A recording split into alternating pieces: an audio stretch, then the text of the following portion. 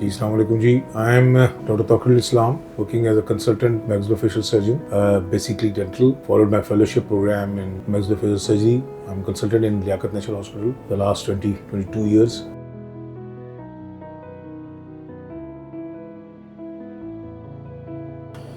Bacterial infections बहुत सारे होते हैं यार, जो कि आपके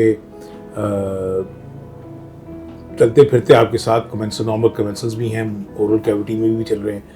मैं अपने ही फील्ड की अगर बात करूं तो हमारे स्किन के ऊपर भी हैं, और ये आपके मुंह के अंदर भी होते हैं, नॉर्मल कमेंसल्स भी हैं, और चलते फिरते हमारे साथ चल रहे होते हैं. ये कब जब उनको वो एनवायरनमेंट मिल जाता है to attack, then they attack on us. And वो एनवायरनमेंट क्या है कि there is some decrease in the immunity, या कोई ट्रॉमा है, या कोई ऐसा जिसमें उनकी एक्सपोजर हो जाता है, कम्युनिकेशन हो जाता है skin to the oral cavity. तो और मोस्टली जब पेशेंट इम्यूनो कम्प्रोमाइज होते हैं, या उनकी मैल न्यूट्रिशन होती है, या वो कैंसर पेशेंट्स होते हैं ऑलरेडी पहले से कीमोथेरेपी, जी वो कंडीशन में उनकी इम्यूनिटी वैसे ही डिक्रीज होती है, या वो बैक्टीरिया इतने इस क्वांटिटी में आप पे अप्लाई करते हैं, अटैक करते हैं कि कॉलोनीज बन जाती हैं कि वो आपकी जो बॉडी है उसको रेजिस्ट करने के लिए आपको फिर उसके इन्फेक्शंस आ जाते हैं ताकि वो फैले ना. तो बैक्टीरियाज आपके मुंह में चलते हैं, हमारे बहुत सारे बैक्टीरियाज हैं. तो इसी तरह इट ऑल डिपेंड्स कि उनको वो सॉइल मिल जाए, वो टाइम मिल जाए, वो चीज़ मिल जाए कि जिस पे वो ग्रो करें. अब वो चीज़ें हैं कि जब आपकी कोई ट्रॉमा होता है, जब कम्युनिकेशंस हो जाती हैं, या बंदे की अपनी इम्यूनिटी कंप्रोमाइज़ होती है.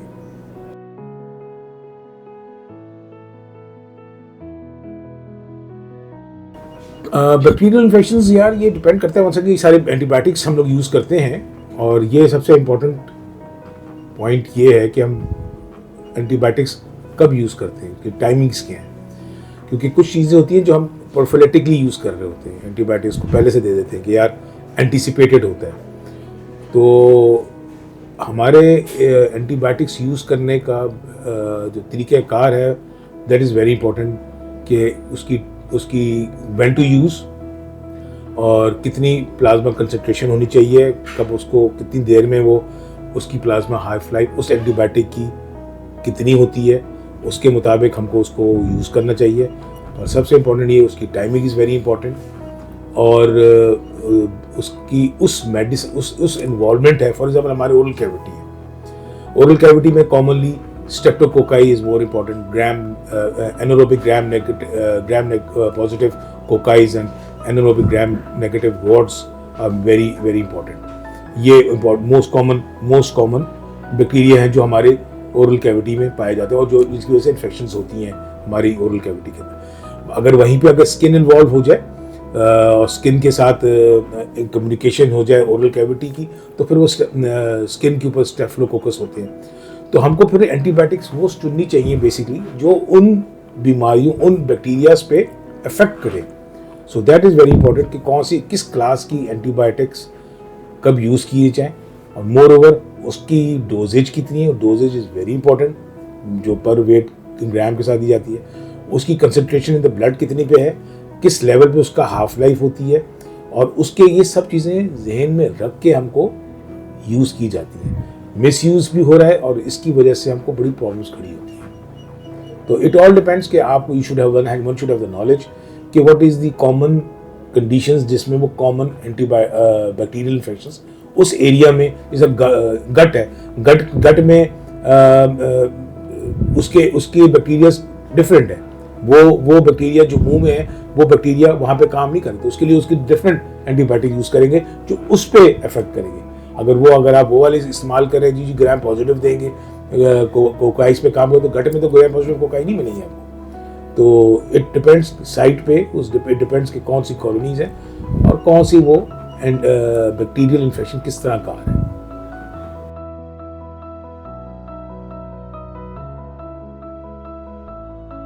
मैंने आपसे पहले भी कहा, antimicrobial doses is very important. That depends कि आप उसको कितना देते हैं, बिकॉज और कब देते हैं और कितना देना है. बिकॉज देना चाहिए हमेशा कि प्लाज्मा हाफ लाइफ उस ड्रग की कितनी है, उसकी बायोअवेलेबिलिटी कितनी है, इन द टिश्यूज़, ब्लड के अंदर और टिश्यूज़ में कितना टाइम लेता है उसको आने में।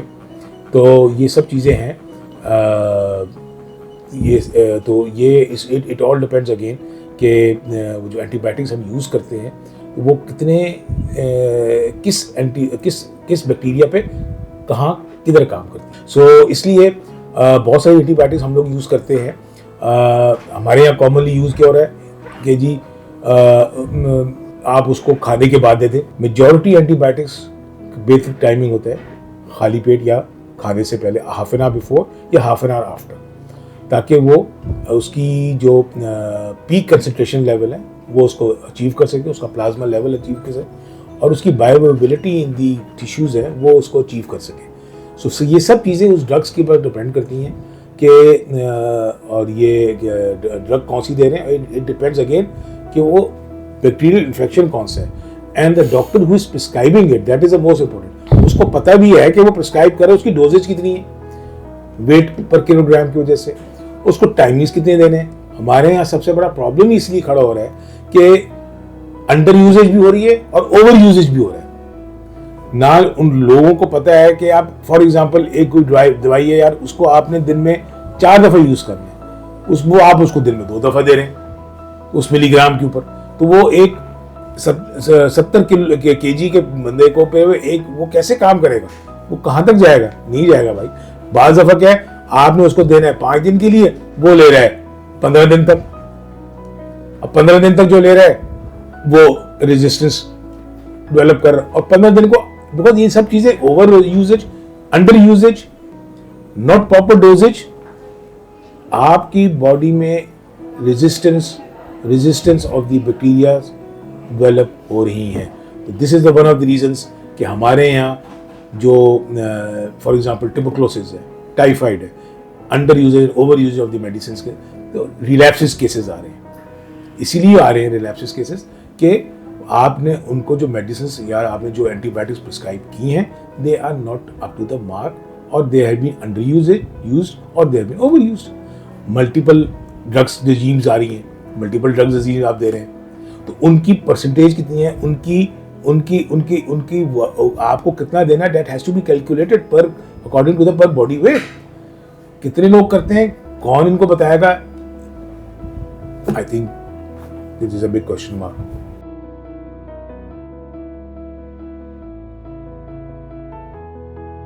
वही मैंने आपसे कहा ना, if it is not taken, एक तो डिले इफेक्टिव है, आपकी इन्फेक्शन है वो डिले होगा, और समटाइम्स जो जिस आप बैक्टीरियल अगर आपने डोजेज कम भी दी होती है, कुछ बहुत सारी एंटीबायोटिक्स होती हैं जो नॉर्मल डोज पे दें तो वो बैक्टीरिया सिडल होती है, और अगर वो अंडर डोजेज देंगे तो वो बैक्टीरिया स्टैटिक हो जाएगी। तो सिडल होती है जिसमें वो जरासीम को खत्म करते हैं, और अगर आप अंडर डोजेज देते हैं तो वो उसकी ग्रोथ को रोक देते हैं, मगर वहां पे वो प्रेजेंस रहते हैं, तो वो आपकी प्रेजेंस रहती है। तो इट ऑल डिपेंड्स अगेन कि आपने उसको, जिससे मैंने पहले कहा कि हम उसको वेट पर किलोग्राम के हिसाब से आपको पता होना चाहिए मेजॉरिटी जो आप एंटीबायोटिक्स दे रहे हैं।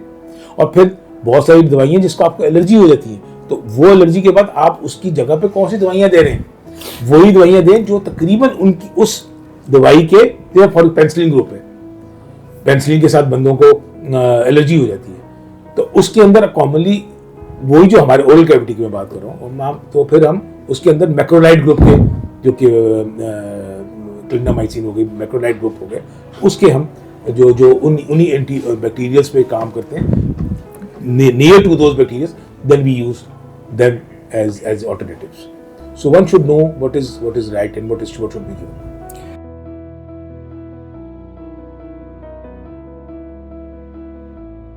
वो हैजर्ड्स हैं यार, आप यही तो मैं आपसे कह रहा हूँ, ये हैजर्ड्स ही ना कि आप रिलैप्स और रेजिस्टेंस, बॉडी में रेजिस्टेंस बैक्टीरिया पैदा कर रहे हैं। रेजिस्टेंस बैक्टीरिया का मतलब ये कि आज वो दवाई जो आपको एक फर्स्ट जनरेशन में ठीक करनी है वो आप 5th जनरेशन के चाहिए आपको। So that is not right. उसके अपने टॉक्सिक इफेक्ट्स हैं भाई, उसके अपने प्रॉब्लम्स हैं, उसके अपने टॉक्सिक इफेक्ट्स हैं। आप वो दवाई जो प्रॉपर यूजेज, अंडर यूज, और people they don't know how to use and when to use and what is the timing, because this is pharmacology है, this is pharmacology should be known to the doctors, to the pharmacist, it's very important. और इसकी वजह से हम बहुत सारे companies को, बहुत लोगों को आपसे पकड़ाना नहीं होता, बताना नहीं होता, उनको बताना होता है इसकी डोजेज क्या है, आपको कितने वक्त में देना है।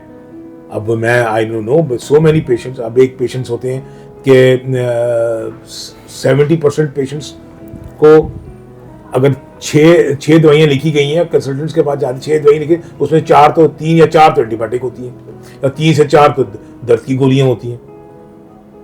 तो वो क्या करेंगे बंदे के साथ, वो वहाँ से एक चीज़ निकलेगा दूसरे में घुस जाएगा। आप 2-2, 3-3 एंटीबायोटिक 70% के आपकी प्रिस्क्रिप्शन होती हैं, वो आप देखेंगे जी एंटीबायोटिक्स और दर्द के लिए भी गया, इन्फेक्शन के लिए दर्द की 4 गोलियां एंटीबायोटिक्स भी चल रही हैं। ओ भाई, उस इन्फेक्शन के बारे में चेक तो करो कौन से बैक्टीरियल इन्फेक्शन है। ये सब चीजें क्या करेंगी, this is causing hazards. Hazard सबसे बड़ा हैजर्ड ही यही है इस मुल्क हमारी कौम के अंदर का आप रेजिस्टेंस डेवलप कर रहे हैं टू द एंटीबायोटिक्स। जब रेजिस्टेंस डेवलप होगी तो छोटी छोटी दवाइयां जिससे ठीक होना चाहिए उससे आप ठीक नहीं हो रही, जो 10 रुपए वाली दवाई से ठीक नहीं होगा, फिर वो जाएगा 200 रुपए वाली दवाई से, उसके अपने एक हैजर्ड्स हैं, उसके अपने एक प्रॉब्लम्स हैं, और फिर वो जो दवाइयां जो प्रॉब्लम्स हैं वो जो बीमारी हुई है वो पूरी ठीक नहीं होती, क्या होता है फिर वो रिलैप्स में जाता है and that becomes out of control, फिर वो एंडेमिक हो जाती है। That's a problem.